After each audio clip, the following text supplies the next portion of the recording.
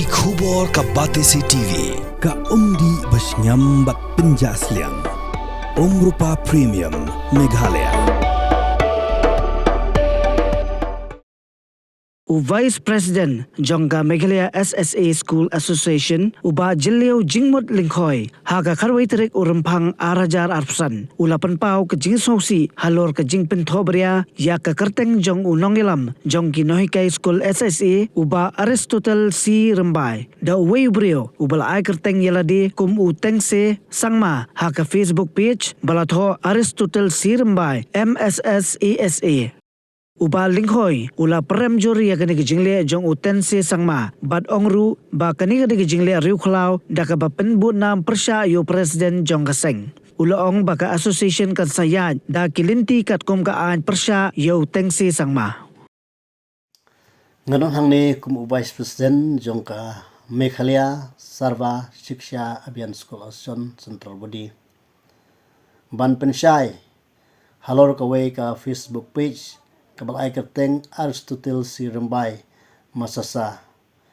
ya kabay kaning Facebook page lasna da ini ipa kerteng iteng se sangma ya kabah hakan ka post ilapen thobria ya kerteng yung isar president jongi bat kum juro ya ka asyon brokaway tinakalian jongi kum ka asyon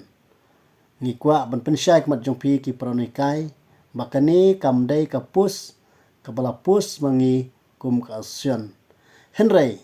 kadai kejing sim kabu uni ubreu balai kerteng uteng se sangma ban penthobria ia kerteng jung isar president jungi pat kum juro ia kerteng jung ka asyon ti kumta lengbangan karu khobor na kalian jung kum ka asyon ngi prem jur uni ubreu ubala le ruklau bat ubala penthobria ia ka asyon khamtam ia kerteng jung isar president jungi isar Aristotle C Rembai bat naklian jui kum ka asyon ngin sale ya kebrun kam bat le kat kum ki kanon jong an habide bu ne ubreu bo penthobria ya kerteng isar president bat kum juro ya ka asyon ka jongi barakuai kentang yawai nakwa ban pensyai hapi ki prano ka SSA habide bakat tulop jumlai January